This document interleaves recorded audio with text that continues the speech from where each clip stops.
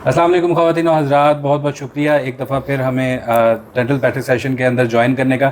आज का टॉपिक जो है वो थोड़ा सा कंट्रोवर्शियल भी है, थोड़ा सा हमारे लिए परेशान कुन भी है, क्योंकि अभी एक रीसेंट करिकुलम जो अभी इन्होंने लॉन्च किया है एलाइड हेल्थ प्रोफेशनल काउंसिल्स ने, जिसके अंदर ये बताया गया है कि अब बैचलर ऑफ डेंटल टेक्नोलॉजी करने वाले जो तलबा और तालिबात हैं वो अपना अपना इंडिविजुअल क्लिनिक खोल सकते हैं, और उसके साथ बहुत सारी इम्प्लिकेशन साथ जुड़ी हुई हैं। और हमें एज ए डेंटिस्ट बहुत सारे इसके ऊपर रिजर्वेशंस हैं, बहुत सारे शायद हमें इख्तलाफात भी हैं, और इन सारी चीज़ों को पाकिस्तान डेंटल काउंसिल के सामने लाने के लिए, अपने नाज़रीन के सामने लाने के लिए, और अगर आप एक डेंटल प्रोफेशनल हैं और अपना क्लिनिक रन करें तो आपके सामने लाने के लिए भी हमने ये आज का ख़ास प्रोग्राम रखा है, जिसमें हम बात करेंगे कि किस तरह से इस ऑर्डिनेंस के बाद या इस नोटिफिकेशन के बाद जो इम्प्लिकेशंस आएंगी, जो असरात आएंगे ना सिर्फ डेंटिस्ट्री के ऊपर बल्कि ओवरऑल डेंटल केयर की जो इवॉल्विंग हमारे पास एक सिचुएशन है पूरे पाकिस्तान के अंदर, उसके ऊपर किस तरह से असरअंदाज होगा ये सारा कुछ। तो हम इसके बारे में बात करेंगे। हमारे साथ मौजूद हैं डॉक्टर वकास, डॉक्टर अहमद रहीम और डॉक्टर नुमान। शुरू करते हैं कि आखिर ये इस नोटिफिकेशन के बाद जिसके अंदर ये अलाउ किया गया है कि बैचलर ऑफ डेंटल टेक्नोलॉजी करने वाले जो तलबा और तालिबात हैं वो अपना इंडिविजुअल क्लिनिक खोल सकेंगे और बहुत सारी प्रोसीजर्स कर सकेंगे, उसका असर डेंटिस्ट्री के ऊपर और डेंटिस्ट्री के मेयार को कायम करने के लिए जो हम अभी तक PHC काम करिए उसके ऊपर क्या असरात सामने आएंगे। तो स्टार्ट करते हैं अपनी गुफ्तगू को डॉक्टर नुमान से। डॉक्टर नुमान, आपके ख्याल में ये जो अभी जो नोटिफिकेशन आया है इसके बारे में आपका क्या ख्याल है? डॉक्टर साहब देखें, मेरी नज़र में तो ये बहुत ही गलत नोटिफिकेशन है। उसकी अगर शुरुआत की जाए तो डेंटल टेक्नोलॉजिस्ट और डेंटल हाइजीनिस्ट दो अलग से शोबे थे। हाइजीनिस्ट वाला चलो फिर भी समझ आती थी कि वो थोड़ा सा क्लिनिक पे उसका बैठना होता है, फिर डॉक्टर को असिस्ट करवा रहा होता है। टेक्नोलॉजिस्ट का तो काम ही जो सा ना वो लैब का था, ठीक है ना। इन्होंने पकड़ के जो सा टेक्नोलॉजिस्ट को जो सा वो इख्तियार दे दिया कि जी एक list of scope of work की दे दिए कि जी ये भी कर सकता है, ये भी कर सकता है, और समहाउ वो तकरीबन वही वाले सारे काम हैं जो एक डेंटिस्ट करता है। अब मुझे ये बताएं कि एक बंदे ने उस तरीके से पढ़ा ही नहीं है, उस तरीके से पेशेंट्स परफॉर्म ही नहीं किए हुए, और उसको आगे से जो ना आप क्लिनिक पे ये चीज़ें सारी अलाउ कर रहे हैं, तो फिर लोगों का क्या हाल होगा। ठीक है ना। तस्वीर का एक दूसरा रुख ये भी है, मुझे किसी ने ये कहा, कहते डॉक्टर साहब आप खुश हो, आपके पास उजड़े हुए मरीज ज़्यादा आएंगे, ये लोग ख़राब करेंगे, आप लोग ठीक कर लिया करना ज़्यादा पैसे लेके। ठीक है ना। तो लेकिन गलत है इस पर तो मेरी नज़र में जो हमारे डेंटिस्ट्री को देख रहे हैं, जैसे PMDC है हमारी, Punjab Pakistan medical dental council है, इसको स्ट्रिक्ट एक्शन लेना चाहिए कि मतलब क्यों ऐसा हो रहा। मैं एज ए डेंटिस्ट मेडिकल की जो सी है वो OPD नहीं कर सकता। बिल्कुल ठीक है ना। और आपने यही किया है कि अलाइड हेल्थ साइंसेज वालों ने भी जो सर बगैर सोचे समझे उठा के तो उनको पकड़ा दिए मरीज करने, जो कि मेरी नज़र में बहुत गलत है, जो उन्होंने आज तक कभी किए ही नहीं है। ना उन्होंने वन मॉडल्स पे किए हैं, ना उन्होंने पेशेंट्स किए हैं, और ना उन्होंने उसमें OPDs देखी हुई है। वो तो ठीक है, वो तो एक प्रैक्टिकल नॉलेज आ गया ना। बेसिक डेंटल एजुकेशन ही नहीं उनके पास उस तरह की कि वो पीछे जो उन्होंने general medicine, general surgery, dental materials या बाकी जो हम लोग सब्जेक्ट्स पढ़ते हैं उसके अंदर उनका कोई रोल ही नहीं है। उन्होंने कभी उस चीज़ को स्टडी ही नहीं किया हुआ कि जिसके मुताबिक वो एक डायग्नोसिस पे पहुँचे हैं, उसके बाद उसका ट्रीटमेंट करें, या किसी कोई जो है वो डिजीज़ को आप डायग्नोस करें, उसके बाद उसके मुताबिक उसके आप ट्रीटमेंट प्लान्स बनाएं।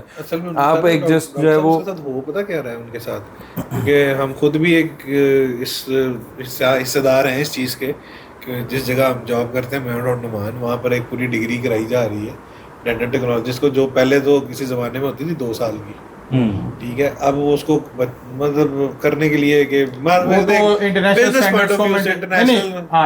पॉइंट ऑफ व्यू से कि जी उन्होंने कहा जी बैचलर्स अब कोई भी चाहे BA भी हो 4 साल का ही होना है। तो उसमें ये शुरू कर दिया कि जी वो बच्चों को शायद ये लगना शुरू हो गया कि हम भी 4 साल की डिग्री कर रहे हैं और जी BDS वाला भी 4 साल की डिग्री कर रहा है, तो शायद हम उसके इक्वलेंट। उसमें हुआ ये कि आपके जितने भी BDS के सब्जेक्ट थे ना वो उनके सेमेस्टर्स में घुसा दिए गए उसमें, लेकिन अंदर पढ़ाया क्या जाता था बहुत ही बेसिक लेवल का, यानी ABCDE पढ़ाई जाती थी उस सब्जेक्ट की।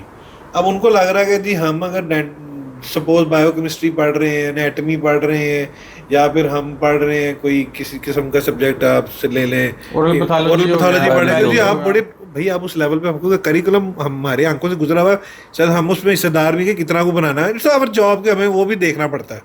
ठीक है। तो उसमें ये था कि अब उनको शायद ये ओवरऑल एक शायद और भी कॉलेजेस में ये हो रहा है, ठीक है, तो उनको लगना शुरू हो गया और फिर उनकी काउंसिल को भी पे भी प्रेशर आया मोस्ट प्रोबेबली क्या मैं, क्योंकि क्वैकरी तो है यहाँ, मैट्रिक पास बंदा भी कर रहा है, क्लिनिक हो रहा है जो नाजायज़ है और मेरे नज़दीक वो हराम कमा रहा है। मैं अगर कल को जैसे डॉक्टर साहब ने बात की कि मैं बीइंग अ BDS, ठीक है, इवन मेरे पास सर्जिकल की स्किल्स हैं, मैंने एक ट्रेनिंग की हुई है, लेकिन मैं जनरल सर्जरी की OPD नहीं चला सकता। वो अगर मैं चलाऊंगा तो मैं क्वैक हूँ उस चीज़ का, मैं वो अगर करूंगा उससे पैसा जो कमा रहा हूँ मैं हराम कमा रहा हूँ। देखें डॉक्टर साहब, काउंसिल को ना ये चीज़ें पहले से देखनी चाहिए थी। आप BDS MBBS में एडमिशन करवा रहे हैं, वो बच्चा FSC में इतने % नंबर लेके आ रहा है, सेकेंडली वो MD कैट दे रहा है, ठीक है ना, उसकी एक सर्टन क्राइटेरिया, मैट्रिक का एक सर्टन क्राइटेरिया। अब जो बच्चा टेक्नोलॉजी में कर रहा है वो तो माशाल्लाह मसा FSC में पास हुआ है ना, उसने MD कैट दिया हुआ है, ठीक है ना, उसके FSC में भी बस वो पास ही हुआ हुआ है। सर प्रॉफ की टेंशन, प्रॉफ की वाइवाज और वो प्रोफेशनल एग्जाम का जो एक MD कैट का एग्रीगेट बन के मेडिकल कॉलेज की रेस में आना बिल्कुल वो आना है ना, आगे प्रोफेशनल एग्जाम्स हैं आपके, प्रोफेशनल वाइवाज होते हैं, आपका ऑस्पीज हैं, ऑस्कीज हैं, वो सारा कुछ पास करके आप जो है ना एक सर्टेन लेवल पे पहुंचते हो कि आप जो है वो कंपैरिजन करके भी इंसल्ट कर रहे हैं डॉक्टर की, डेंटिस्ट की और डॉक्टर की। कंपैरिजन बनता ही नहीं सर है। ये एक ऐसी चीज है कि जैसे एक आपकी मिलिट्री अकेडमी का कूल है जो अफसर तैयार करती है, और एक भावलपुर में होता है जो आपके सिपाही और lance Naik non commission officers तैयार करते हैं।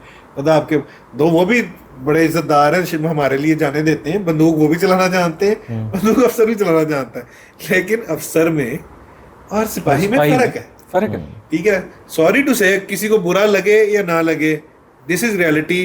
वो डेंटिस्ट्री के सिपाही हैं और एक जो डेंटिस्ट है वो उधर का अफसर है। अफसर और सिपाही बराबर नहीं होते। अब जो मर्जी आप आजकल इंटरनेट में वो जमाना ना हर चीज इक्वल है, नहीं सॉरी नहीं है इक्वल। वो अफसर है और वो इवन आप गवर्नमेंट और प्राइवेट से पढ़ ले, चले एग्जांपल मैं दे देता हूँ, गवर्नमेंट से जो पढ़ के आ रहा बंदा उसके मार्क्स से 60% पे आपका दाखिला हो जाता है डेंटल टेक्नोलॉजी सरकारी में, या 60-70 पे होता होगा। मेडिकल कॉलेज या डेंटल कॉलेज में 90 पे हो रहा है। ये फर्क क्या ये बराबर है?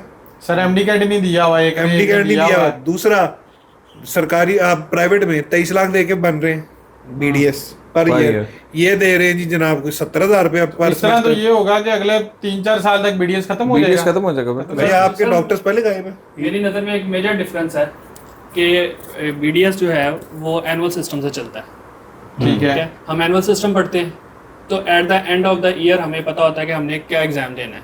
ये एक सेमेस्टर पढ़ते हैं 6 महीने का या 4 महीने का, और जब वो अगले सेमेस्टर में जाते हैं वो पिछले सेमेस्टर का नहीं पढ़ते, तो लिहाजा उनको वो बेसिक नॉलेज है ही नहीं। BDS में भी आप देखें कि हर सब्जेक्ट दूसरे के साथ इंटरकनेक्टेड है।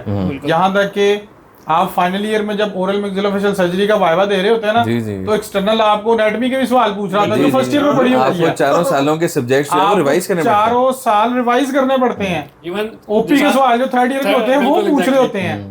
सर्जरी में आपसे OP का सवाल पूछे जाते हैं, सारा पिछले पूछा जाता है आपके वाइवे में, आप भी उससे गुजरे हुए सब गुजरे हैं, सर ने भी आपको बेसिक सारी पीछे पूछ जाती है, अचानक आपको शौक लगता है वो नर्स सप्लाई पूछ। मैं तो प्लस ये कि अब ये देखें कि एक्सट्रैक्शंस उनको अलाउ की हुई हैं, पीडियाट्रिक एक्सट्रैक्शंस है ना, वो अलाउ की हुई है। लगाना कैसे है, कहां लगाना है? चलें वो एक वक्त के साथ खैर वो एक कर लिया। आप जब पीडियाट्रिक डेंटिस्ट्री की एक्सट्रैक्शंस करते हो, आप नॉर्मल एडल्ट पेशेंट्स की पहले प्रैक्टिस करते हो, फिर आप जाते हो शिफ्ट होते हो, जब आपका हाथ सही हो जाता है फिर आप शिफ्ट होते हो पीडियाट्रिक पे, क्योंकि पीडियाट्रिक बच्चे को संभालना उसकी एक्सट्रैक्शन करना सबसे मुश्किल काम है। वहाँ पे वो चीज़ उनको पहले अलाउ कर दी गई है एज कम्पेयर टू के एक प्रोफेशनल को जो है ना वो पहले वो प्रोफेशनलिज्म हो, उसके बाद वो उस पैटर्न पे चले सीखे, फिर वो पीडियाट्रिक पे आए। किसी जाहिल आदमी ने ना बना लिया दूध के दांत निकालना कौन सा मुश्किल, उन्हें पढ़ के ना नोटिफिकेशन कर सबसे मुश्किल काम ही होता है ना बच्चे को हैंडल करना, बच्चे को उसको तो हम फोर्स से करीब जाते हुए डरते हैं कि उसने हाथ मारना है तो पता नहीं कहाँ चला जाना। डॉक्टर साहब देखें आपके फादर जो उनसे ना माशाल्लाह FCPS